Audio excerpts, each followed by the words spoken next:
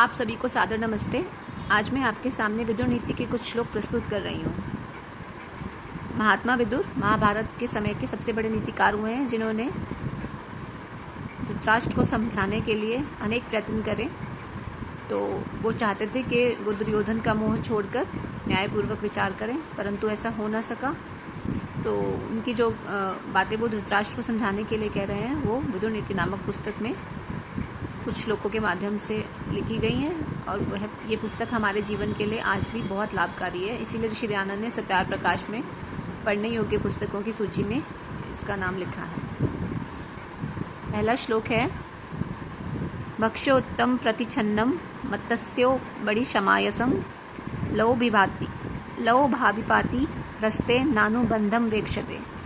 इसका अर्थ है, लोभ के वशीभूत हुई मछली खाने योग्य उत्तम वस्तु से ढके हुए लोहे के कांटे को निगल जाती है, परंतु उससे होने वाले परिणाम पर विचार नहीं करती, अतएव जीवन से हाथ धो बैठती है। जो मनुष्य आरंभ में सुखदायी परंतु अंत में अनिष्टकारी कर्म का विचार नहीं करता है, वह मछली के समान दुख पाता है। गीता में भी श्री कृष्ण ने अर्जुन को सात्विक सुख का, जो असली सुख है, उसका परिभाषा देते हुए लिखा है कि जो काम हमें प्रथम कष्ट बहुत कष्टकारी लगता है, विष के समान लगता है करने में, परंतु उसका परिणाम जो होता है अमृत के समान होता है, तो वही कर्म असली सुख देने वाला होता है, वही सच्चा सुख होता है।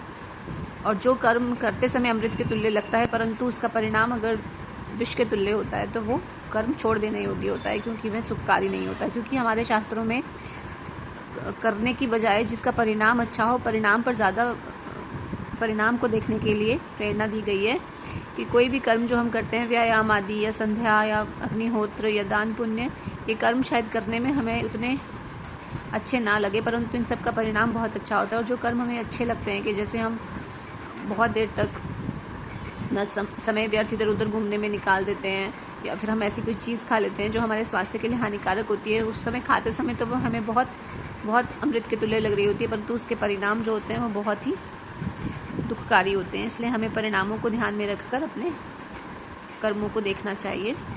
जिस कर्मों में हमें कष्ट हो लेकिन वो अंत में हमें सुख दें, हमें वही करने की कोशिश करनी चाहिए। दूसरा श्लोक है, इच्छाद्य दानादि तपः सत्यम क्षमा घृणा अलोभ इति मार्गोऽयं धर्मस्याष्टविधः स्मृतः तत्र पूर्व चतुर्वर्गो दम्भार्थमपि सेव्यते उत्तरश्च चतुर्वर्गो न महात्मसु तिष्ठति। इसका अर्थ है, यज्ञ, अध्ययन, दान, तप, सत्य भाषण, क्षमा, दया और लोभ त्याग, ये धर्म का 8 प्रकार का मार्ग कहा गया है। इनमें से प्रथम 4 यज्ञ, अध्ययन, दान और तप को दुर्जन लोग दंभ और दिखावे के लिए भी सेवन कर सकते हैं।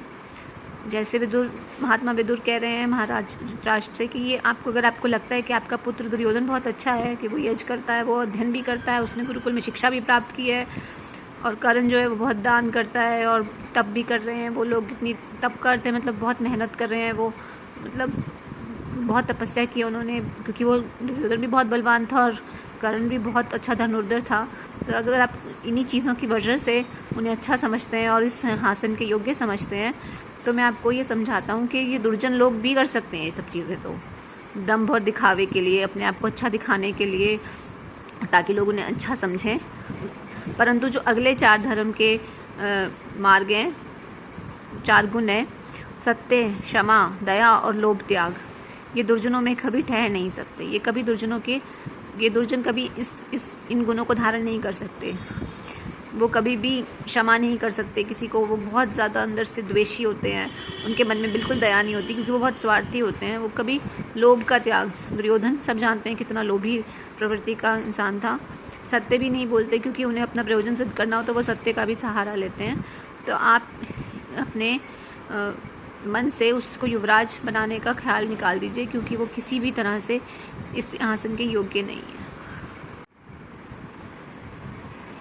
तीसरा श्लोक है, न सा सभा यत्र न सन्ति वृद्धा न ते ये न वदन्ति धर्मम् नासौ धर्मो यत्र न सत्यमस्ति न तत्सत्यम यच्छलेनाभ्युपेतम्।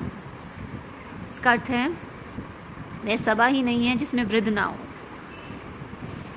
और वे वृद्ध ही नहीं है जो धर्म का कथन नहीं करते। वह धर्म ही नहीं है जिसमें सत्य ना हो, और वह सत्य ही नहीं है जो छल से युक्त हो। महात्मा विदुर उन्हें समझा रहे हैं कि आप जहाँ पर जिस सभा में शकुनी, कर्ण, दुशासन जैसे लोग बैठे हैं और उनके साथ आप बैठ के कोई चर्चा कर रहे हैं, तो उसको सभा नहीं कहा जाता, क्योंकि उसमें कोई भी वृद्ध नहीं है। और वृद्ध वो नहीं होता जो अपने केशों से, श्वेत केशों की वजह से कोई वृद्ध होता है। हमेशा जिसकी वृद्धि धर्म से, शास्त्रों से, विद्या से होती है, उसे वृद्ध कहा जाता है। वृद्ध का मतलब होता है बढ़ना, वृद्धि होना। तो जिसकी बुद्धि की वृद्धि हुई है उसे वृद्ध कहा जाता है, ना कि जिसके बाल सफ़ेद हो गए हों।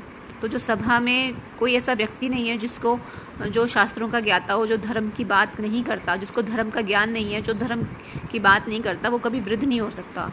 तो ऐसे लोगों के बीच में आप जब बैठते हो तो वो आपको कभी भी धर्म का मार्ग नहीं दिखाएंगे। वो आपकी बुद्धि को हमेशा गलत रास्ते पे चलने के लिए प्रेरित करेंगे। और वो धर्म भी नहीं है जिसमें सत्य ना हो। जो मैं आपसे बातें कहता हूँ वो सारी की सारी वेदानुकूल है, शास्त्रों के सम्मति से कहता हूँ मैं, और नीति युक्त होती हैं, क्योंकि मैं कभी असत्य नहीं बोलता। तो ऐसा कोई भी व्यक्ति वृद्ध नहीं कहलाएगा अगर वो उसकी बात में असत्य मिला हो, और वो सत्य भी नहीं होता जो छल से युक्त हो। कि कुछ सत्य ऐसे होते हैं जिसमें छल मिला होता है, कि वो कहने में तो लग रहा है कि वो सत्य बोल रहा है, लेकिन वो अपना कोई प्रयोजन सिद्धि के लिए वो सत्य को कह रहा है, कि ताकि दो लोगों के बीच में वो द्वेष उत्पन्न कर सके। तो वो ऐसा सत्य भी सत्य नहीं होता जिसका प्रयोजन छल हो, कि आधी अधूरी बात बताकर किसी को भड़का के किसी के साथ किसी के घर में लड़ाई करवा दी, या कुछ भी ऐसा जो सत्य हो जिसका प्रयोजन धर्म नहीं है, वो भी सत्य नहीं होता।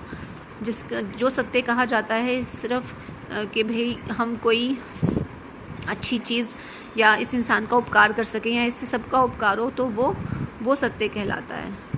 तो आप इस बात को हृदय में रखें, और आप इस विचार को मन से त्याग दें कि दुर्योधन या दुर्योधन के आसपास जितने लोग रहते हैं, शकुनी आदि और कर्ण आदि, ये सब के सब दुर्योधन की और आपकी बुद्धि को किसी भी सही रास्ते पे कभी भी ले जाने के लिए प्रेरित नहीं करेंगे। इसलिए हे महाराज, आप कृपया करके मेरी बात सुने और अपने मन को अपने मोह से, अपने बेटे का जो अपना मोह है उससे अब त्याग करके न्यायपूर्वक विचार करें।